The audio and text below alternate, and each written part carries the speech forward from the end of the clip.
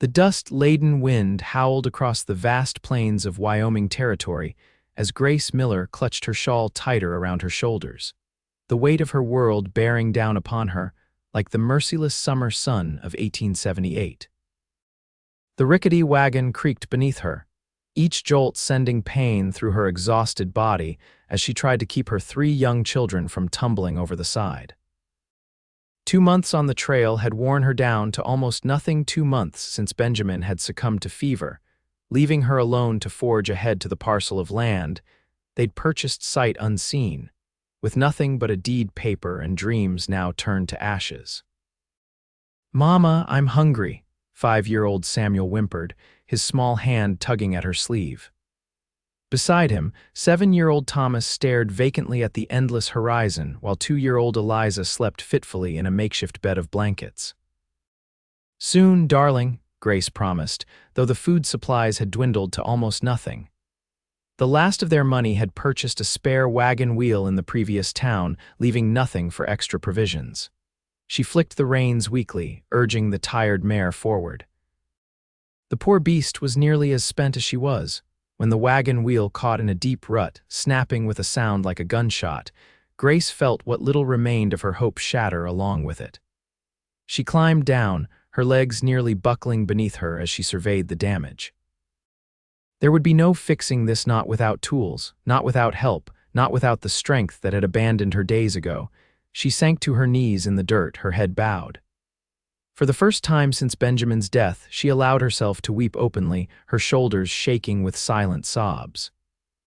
"Trouble with your wagon, madam," the deep voice startled her. Grace scrambled to her feet, instinctively positioning herself between the stranger and her children. The man who approached on horseback was tall and broad-shouldered, his face partially obscured by the shadow of his wide-brimmed hat. A leather vest covered his faded cotton shirt, and a revolver hung at his hip, but it was his eyes that caught her attention. Clear blue and surprisingly gentle against his sun-weathered skin. "Nothing I can't manage," she lied, hastily wiping away her tears. The stranger dismounted with fluid grace, approaching the broken wheel. "Appears this axle's split clean through." He glanced at her children, peering anxiously from the wagon, then back to her pale face. "You're a fair piece from anywhere, madam. Where you headed?" "Clearwater Creek," Grace replied reluctantly. "We have land there. Clearwater's another 30 miles northwest." He studied her with a frank gaze that seemed to take in everything: her exhaustion, the children's hunger, their desperate situation. "I'm Everett James. My ranch is just beyond that ridge, 4 miles give or take." "We'll manage," Grace said stiffly, though she had no idea how. Everett removed his hat, revealing thick dark hair streaked with premature silver at the temples. "Madam, no disrespect intended, but you look about ready to collapse, and those young'uns need food and proper rest. My offer is this: I'll help you get this wagon to my place, fix what needs fixing, and tomorrow I can take you into Clearwater. We don't accept charity, Mr. James," Grace said, her voice tight with pride even as her stomach clenched with hunger. A slight smile touched his lips. "Not offering charity. I could use some help around the place, mending, cooking, such things while I work on your wagon. Fair trade of labor, that's all." When Samuel's stomach growled audibly, Grace felt her resolve weaken. "I'm Grace Miller. These are my children, Thomas, Samuel, and Eliza. Pleased to meet you all," Everett said, nodding respectfully. "Now, let's see about getting you folks somewhere safe before nightfall." With expert efficiency, Everett transferred their essential belongings to his horse and fashioned a temporary repair to the wagon that would allow it to limp along to his property. As they traveled, Grace noticed how he occasionally glanced back at her children, his expression softening whenever Eliza giggled at the sight of grazing cattle in the distance.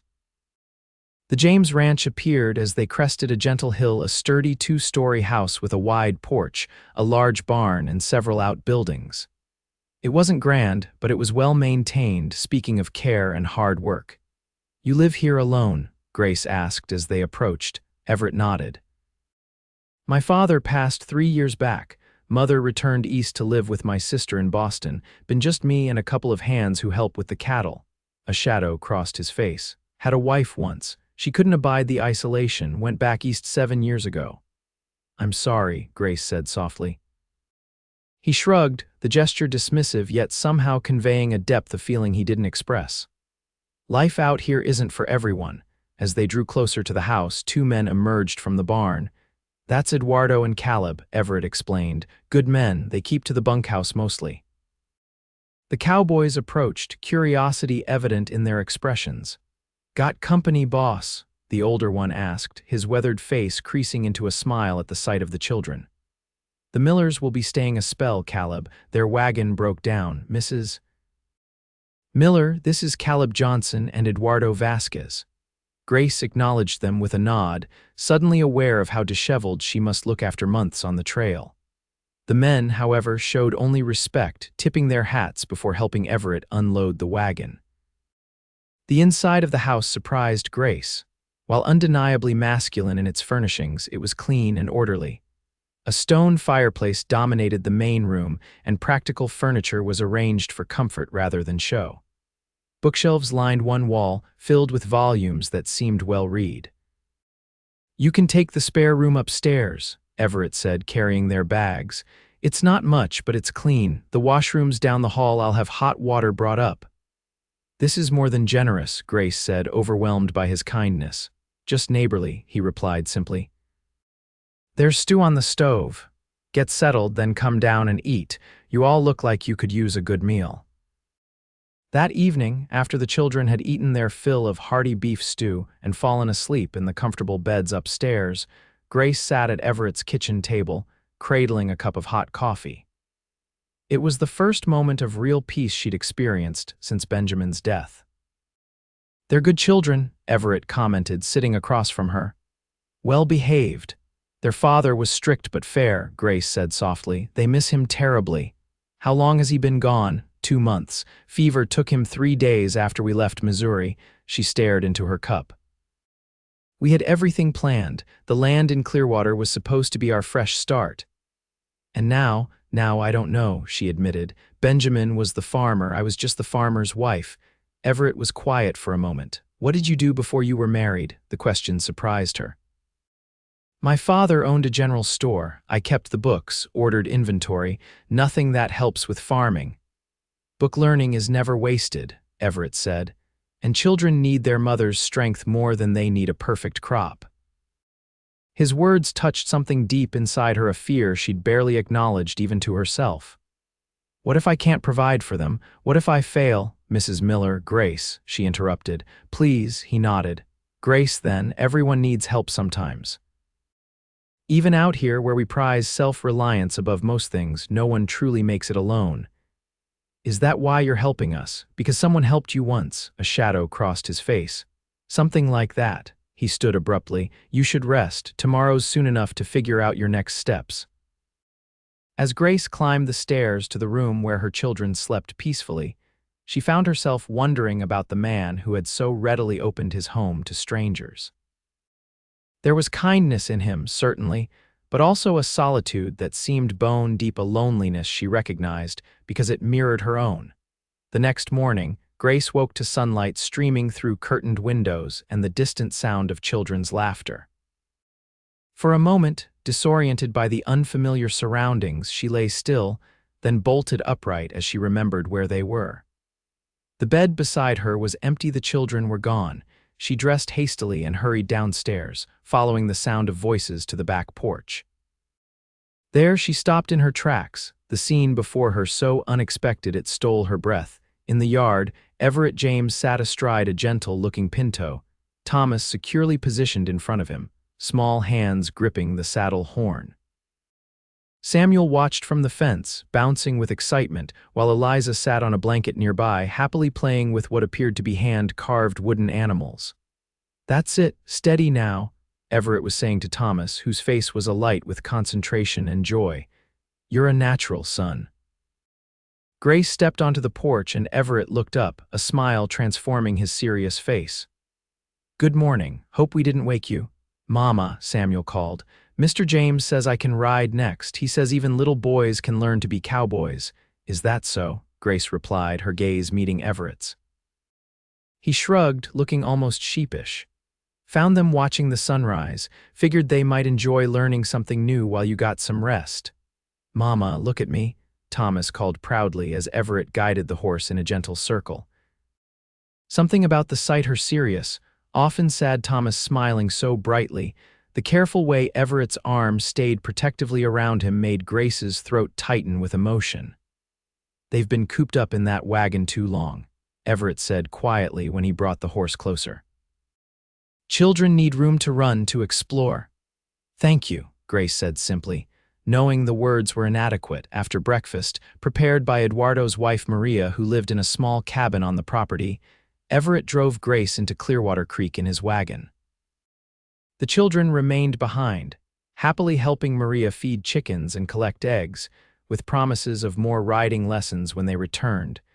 Clearwater Creek proved to be a small but growing settlement, a main street lined with essential businesses, a church, a schoolhouse, and scattered homes. The land office was a modest building at the far end of town. Miller property, the clerk muttered, thumbing through records.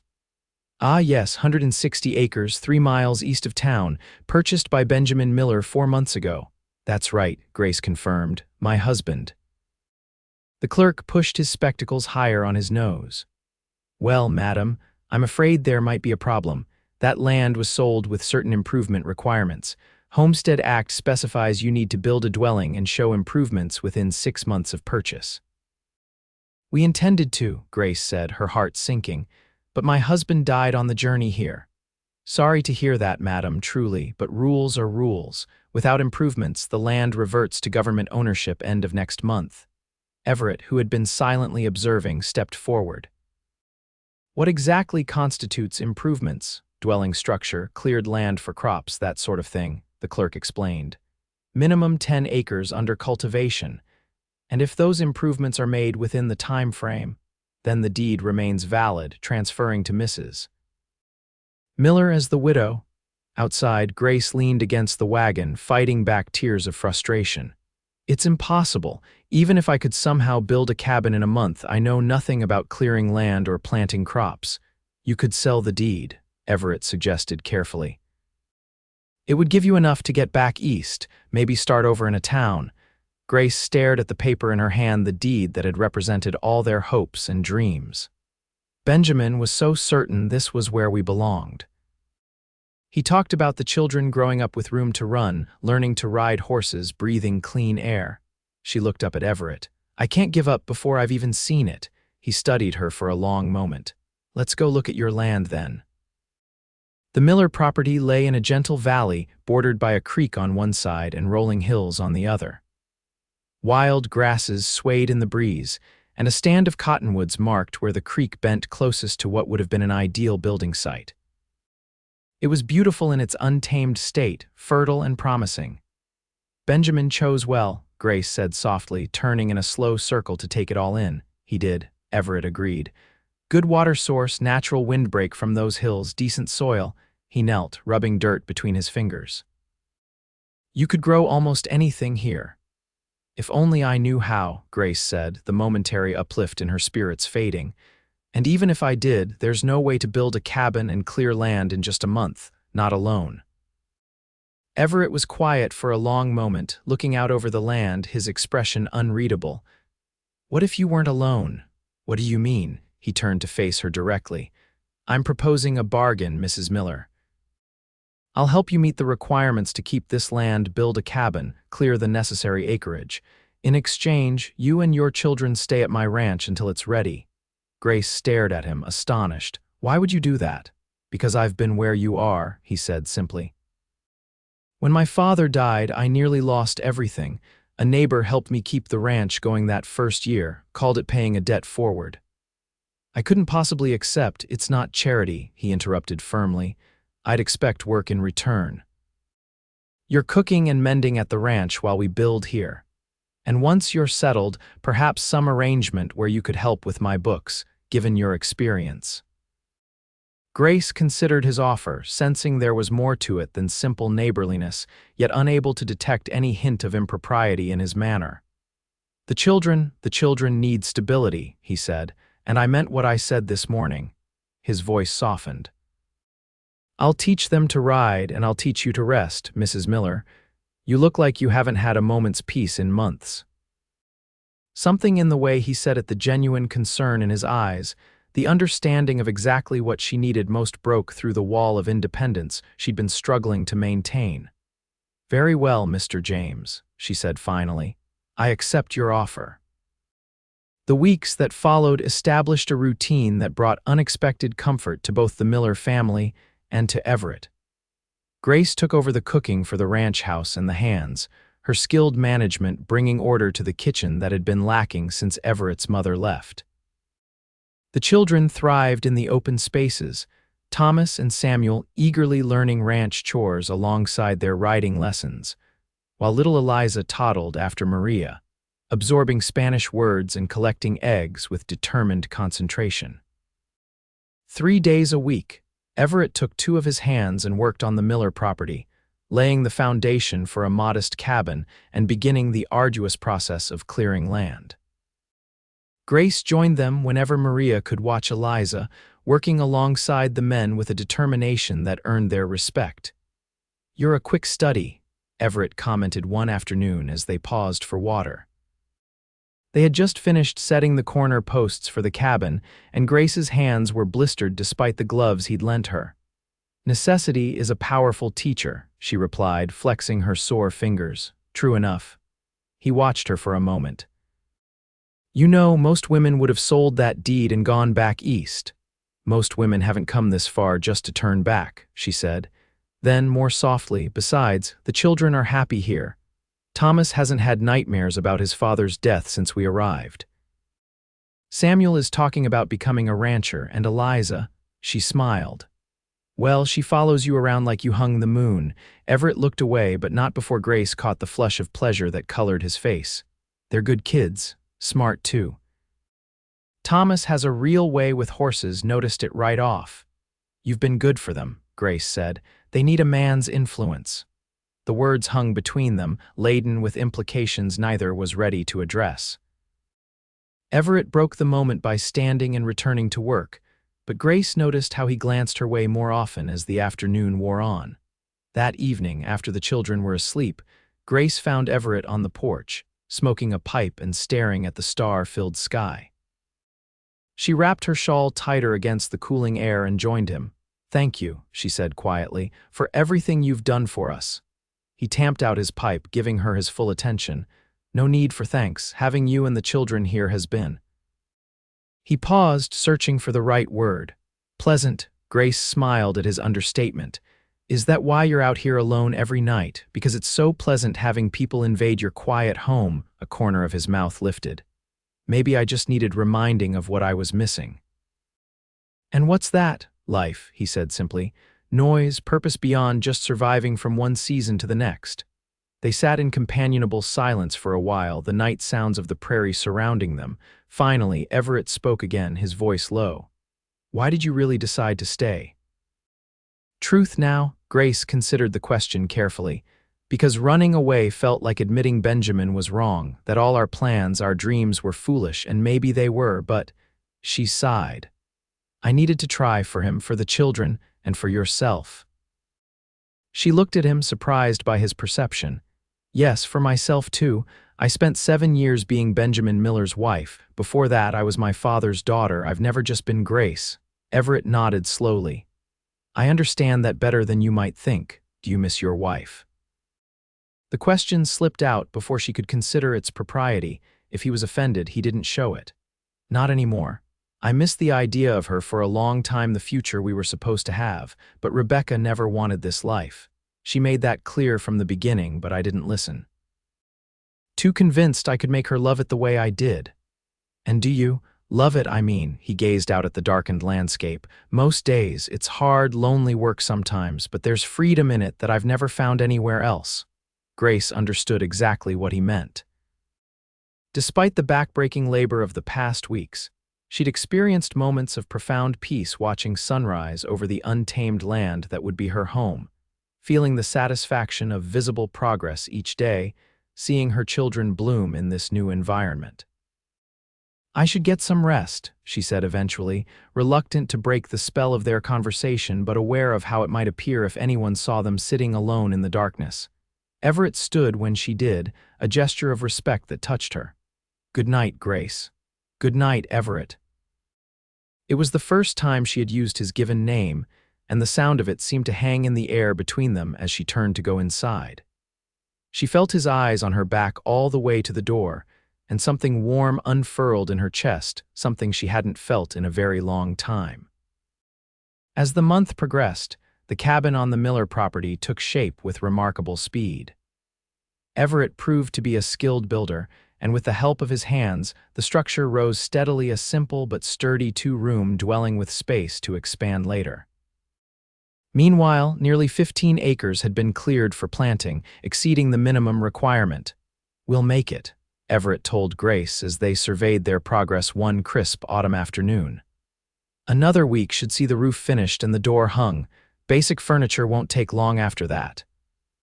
Grace nodded, trying to summon enthusiasm, but finding herself strangely ambivalent about leaving the comfort and security of Everett's ranch. The thought of moving to this isolated cabin, alone with her children, no longer filled her with determination but with a hollow sense of loss. "Something wrong?" Everett asked, noticing her silence. "Just thinking about all that's still to be done," she said, not quite meeting his eyes. He studied her face.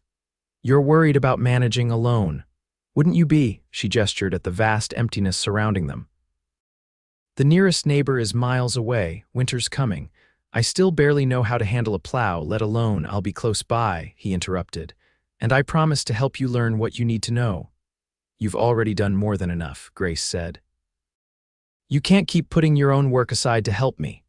Everett was quiet for a moment, his expression thoughtful. "What if we formed a more permanent arrangement?" "What kind of arrangement?" He looked uncomfortable suddenly, removing his hat and running a hand through his hair. "A business arrangement. I could use this land planted alongside my own crops, share the harvest. In return, I'd continue teaching you and the boys what you need to know about farming." Grace considered his offer. It made practical sense, but something about it felt like a step backward away from the independence she'd been working toward. "I don't want to be a burden." "You're not," he said firmly. "Far from it." The conviction in his voice made her look at him more closely. There was something in his expression, a warmth, a yearning that made her breath catch. Before she could respond, however, they were interrupted by Caleb riding up with news of a problem back at the ranch. That evening, after Everett had gone to deal with a sick cow, Grace found herself unable to sleep. The conversation at the building site had unsettled her, bringing to the surface feelings she'd been carefully avoiding. She wandered downstairs, thinking to make herself some tea, and was surprised to find Maria still awake, mending by lamplight in the kitchen. "You should be asleep, Senora," the older woman said, setting aside her work. "Dawn comes early." "I couldn't rest," Grace admitted, filling the kettle. "Too many thoughts," Maria smiled knowingly. "About Senor James, perhaps." Grace nearly dropped the kettle. "What? No, it is nothing to be ashamed of," Maria said gently. "He is a good man, and he looks at you the way my Eduardo looked at me when we were young." "That's ridiculous," Grace protested, though her cheeks warmed. "He's only helping us out of kindness." Maria raised an eyebrow. "Is that what you believe, that a man builds a woman a home with his own hands out of mere kindness?" "It's not like that," Grace insisted, though doubt crept into her voice. "We barely know each other." "Some souls recognize each other quickly," Maria said with a shrug, "and some hearts are slow to admit what they already know." She gathered her mending and stood. "Sleep well, Senora. The answers you seek may come clearer in dreams than in worry." Alone in the kitchen, Grace sipped her tea and confronted the truth she'd been avoiding. In the short time they'd known each other, Everett James had become more than a benefactor, more than a neighbor. His steady presence, his quiet strength, the gentle way he guided her children all had worked their way into her heart. The thought of leaving his ranch for the isolated cabin filled her with dread, not because she feared the work, but because she feared losing him. But was it too soon after Benjamin's death to feel this way? Would giving voice to these feelings dishonor her husband's memory? And what of Everett himself? Was Maria right about his feelings, or was Grace merely seeing what she wanted to see? The following days brought no clarity. Everett seemed more distant, throwing himself into work on the cabin with increased intensity, as if racing against some deadline only he was aware of. Grace, uncertain and conflicted, matched his reserve with her own, their conversations becoming practical and brief where once they had flowed easily. The children, however, remained blissfully unaware of the tension between the adults. Thomas and Samuel continued their riding lessons with undiminished enthusiasm, and Eliza had taken to calling forever whenever he entered the house, toddling to him with her arms raised in implicit trust that he would lift her high. One evening, a week before the cabin would be ready for occupation, Grace overheard a conversation that shattered her carefully maintained composure. She had put the children to bed and was descending the stairs when Everett's voice drifted from the study where he was meeting with Caleb. "Considering selling the east pasture," Everett was saying. "With the drought last year and the price of cattle dropping, we need to consolidate. But that land's been in your family for 3 generations, Caleb protested. "Your father would never have sold an acre." "My father didn't have to feed extra mouths," Everett replied, his voice tight. "Or build a cabin that's bringing nothing in return." Grace froze on the stairs, her heart pounding. Had their presence truly become such a burden? Had Everett's generosity come at a cost he couldn't afford? Caleb's voice came again, softer now. "Have you told Mrs. Miller how you feel about her?" There was a long silence, then Everett's weary sigh. "What would be the point? She's focused on establishing her independence, not on taking up with another man so soon after losing her husband. Besides, she deserves better than a struggling rancher who can barely keep his own operation afloat." "That's not for you to decide," Caleb said. "A woman like that doesn't come along twice in a lifetime, boss." "Leave it be, Caleb," Everett said sharply. "In a week, she'll be settled on her own land, and things will go back to normal around here." Grace retreated silently up the stairs, her mind reeling. Everett had feelings for her, feelings he believed were hopeless, one-sided. And he was considering selling family land to offset the cost of helping her. The knowledge was both exhilarating and devastating. The next morning, she rose before dawn and wrote a letter, leaving it propped against the coffee pot where Everett would find it. Then she woke the children, dressed them quickly, and loaded their few possessions into the repaired wagon. By the time the first pale light of day touched the eastern horizon, they were headed toward Clearwater Creek. Everett found the letter when he came down for breakfast, his concern at finding the house empty quickly turning to alarm as he read. "Everett, I cannot in good conscience continue to accept your generosity when it comes at such cost to you and your livelihood. You have done more than enough for my family, and it is time we ceased being a burden. I have arranged to stay in town until the cabin is habitable. Please know that your kindness will never be forgotten, and that whatever business arrangement you proposed regarding the land is acceptable to me. The details can be worked out through correspondence if direct contact is uncomfortable. With deepest gratitude," Grace Miller cursing under his breath, Everett crumpled the letter and strode outside, calling for his horse to be saddled. Eduardo, witnessing his agitation, approached cautiously. "The Senora and the children have gone," he asked. "To town," Everett confirmed tersely. "She overheard something she shouldn't have and misunderstood." Eduardo nodded sagely. "Then you must go and make her understand correctly, no." Within the hour, Everett was riding hard toward Clearwater Creek, his mind racing through what he would say when he found Grace. How could he explain that selling the east pasture had been a consideration long before she arrived? That his financial concerns had nothing to do with her presence and everything to do with his own mismanagement after his father's death? More importantly, how could he tell her what her presence in his home had meant to him? The way she'd brought life and purpose back to rooms that had been merely functional for years. How watching her with her children had awakened dreams he'd thought long buried.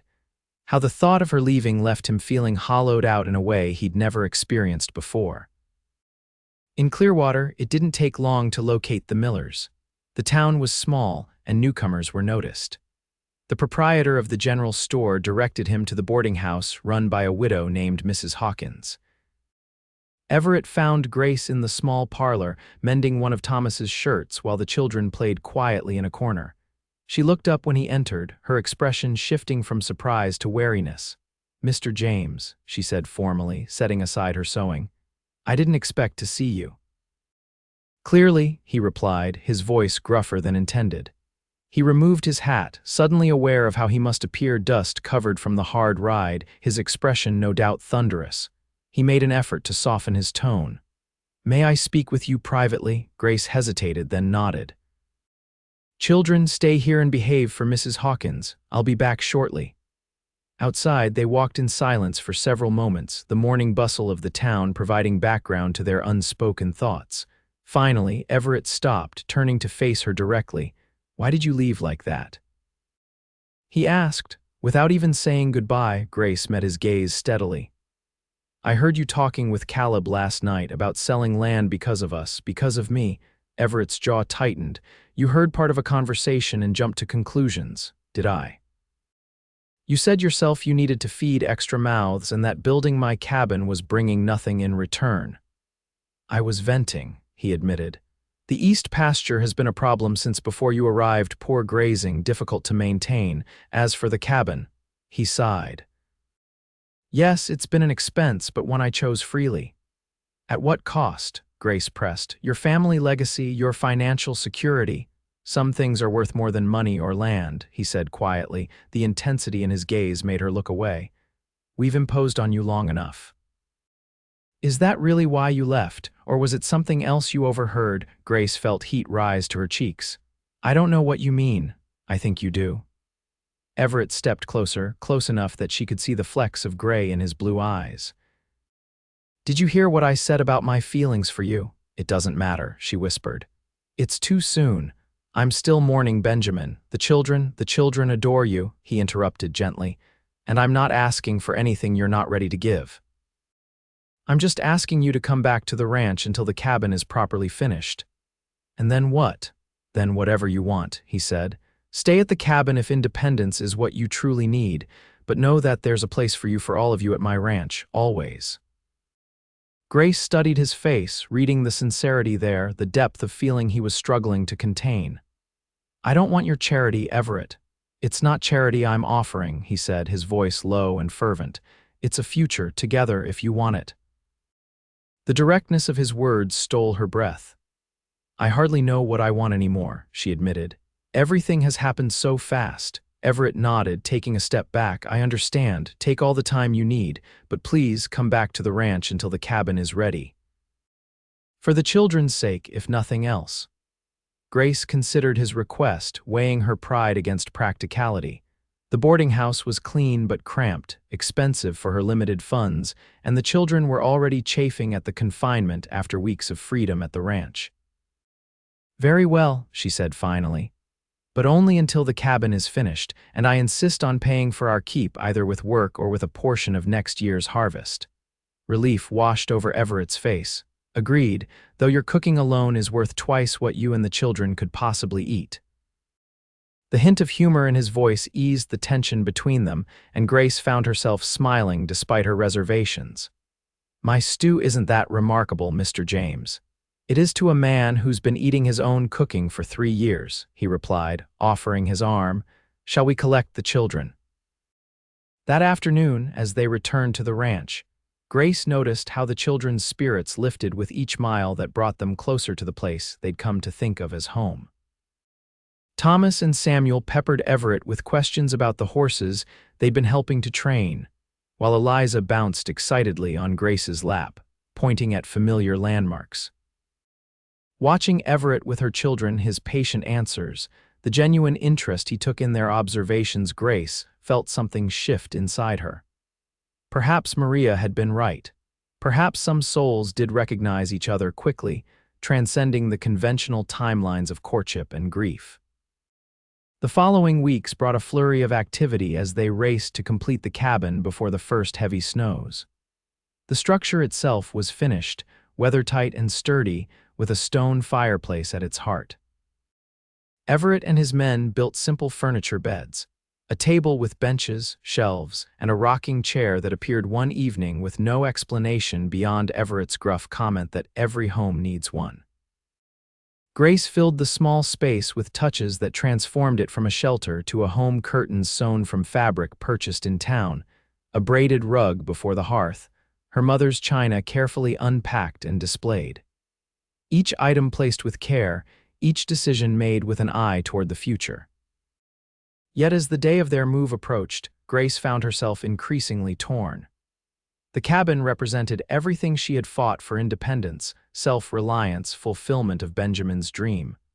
But the ranch had become something unexpected, a place of healing, of new beginnings, of tentative joy. The night before they were to move, Grace put the children to bed and found Everett in his usual place on the porch. Wordlessly, she joined him, drawing her shawl around her shoulders against the November chill. "Everything's ready at the cabin," he said after a moment. "Stock the pantry this afternoon, should see you through until spring." "Thank you," she said, "for everything." Everett nodded, his profile sharp against the darkening sky. "I'll ride over every few days, make sure you're managing all right. That won't be necessary." He turned to her then, his expression carefully neutral. "As you wish." "No," Grace said quickly, realizing he had misunderstood. "I meant it won't be necessary because we're not going." Everett went very still. "What are you saying, Grace?" She took a deep breath, gathering her courage. "I'm saying that I've been foolish, prideful, so determined to prove I could manage alone that I nearly walked away from someone extraordinary." Hope flickered in his eyes. "And now I'm wondering if there might be a different kind of arrangement between us," she said softly. "One that has nothing to do with business or obligation." Everett moved closer, taking her hand in his. "What kind of arrangement did you have in mind?" "The kind that lasts a lifetime," Grace whispered. "If you'll have us." His hand tightened on hers. "Are you certain? It hasn't been that long since Benjamin died," she finished for him. "No, it hasn't, and I'll always honor his memory. But he would want the children to be happy, to be loved, and he would want me to live, not just exist. And do you think you could be happy here, with me?" Grace looked up at him, at the face that had become so dear to her in such a short time. "I already am." Everett's smile transformed his features, erasing the lines of worry and solitude that had marked him when they first met. Slowly, giving her every chance to pull away, he leaned down and kissed her, a gentle, questioning kiss that deepened as she responded. When they finally parted, Grace rested her forehead against his chest, feeling the steady beat of his heart. "The children will be overjoyed," he finished confidently. "Thomas asked me last week if I was going to be their new pa, said he'd been praying for it." Grace looked up, startled. "He did," Everett nodded. "Said Samuel had too, but Eliza was too little to understand praying." Tears welled in Grace's eyes, not tears of grief this time, but of overwhelming gratitude. "When did you become so essential to us?" she wondered aloud. "Around the same time you became essential to me," he replied simply. The next morning, Grace woke to the sound of children's laughter and the smell of coffee brewing. For a moment, she lay still, savoring the feeling of rightness that had settled over her. Then she rose, dressed, and went downstairs to begin a new day in the home that had claimed her heart. Everett was at the stove, attempting to make breakfast while Eliza helped from her perch on his hip. Thomas and Samuel sat at the table, regaling Maria with tales of their plans for the day. "Good morning," Grace said, pausing in the doorway to commit the scene to memory. Everett looked up, his smile warming his entire face. "Good morning. I was just telling the children that we have an announcement." "Were you?" Grace moved to his side, taking the spatula from his hand. "And what announcement would that be?" "That you're staying," Samuel burst out, unable to contain himself. "Mr. James said you're not moving to the cabin because you're going to marry him instead." Grace raised an eyebrow at Everett. "Did he now?" Everett had the grace to look slightly abashed. "I might have gotten ahead of myself." "Mama, is it true?" Thomas asked, his expression hopeful yet cautious, as if bracing himself for disappointment. Grace looked around at her children's expectant faces, then at Everett, who waited with barely concealed anxiety for her response. Yes, she said softly, it's true. If you all agree, Mr. James Everett will be your new father and will make our home here. The boys' whoops of joy were nearly deafening. Eliza, not entirely understanding but caught up in the excitement, clapped her hands and demanded, "Kiss Ever." Laughing, Everett obliged, pressing a tender kiss to Grace's lips as the children cheered. Later that day, as they walked together to check on a newborn calf, Everett took Grace's hand in his. "I was thinking we could expand the house come spring. Add a proper bedroom for the boys, maybe a sewing room for you." "That sounds wonderful," Grace said, leaning into his side. "Though there's no rush, we have everything we need for now." Everett stopped, turning to face her fully. "You've given me back something I thought I'd lost forever," he said quietly. "A family, a purpose beyond just getting through each day." "And you've given us a home," Grace replied, "not just a place to live, but a true home." In the distance, they could see Thomas and Samuel racing across the pasture on their ponies, their earlier riding lessons having paid off in newfound confidence. Behind them, the ranch house stood solid against the backdrop of hills, no longer a place of solitude, but a hub of activity and life. "I meant what I said that first day," Everett murmured, drawing her close. "I'll teach them to ride and I'll teach you to rest." Grace smiled up at him, her heart full to overflowing. "I believe you already have." Winter came early that year, blanketing the ranch in snow and keeping the family close to the hearth. The cabin on the Miller property stood empty, a possibility for the future perhaps, but no longer a symbol of necessary independence. Instead, it represented a choice, the choice Grace had made to embrace not just survival, but love. By spring, Grace Miller became Grace James in a simple ceremony at the Clearwater Church, her children standing proudly at her side. And as the years passed, the James Ranch flourished, expanding its boundaries to include the Miller property, which eventually became home to Thomas and his bride. Everett and Grace added 2 more children to their family, twin daughters, who inherited their father's blue eyes and their mother's determination. But it was in the quiet moments they treasured, most evenings on the porch watching the sunset, mornings spent planning the day's work together, the sight of their combined family gathered around the dinner table. "Any regrets?" Everett asked Grace on the evening of their 5th anniversary, as they sat in the familiar rocking chairs that had long since replaced the solitary one on the porch. Grace looked out at the land they had nurtured together, then at the man who had become the cornerstone of her second chance at happiness. "Not a single one," she said, reaching for his hand. "This is exactly where we were meant to be." And as the prairie wind whispered around them and the first stars appeared in the darkening sky, Grace knew with absolute certainty that Benjamin would have approved.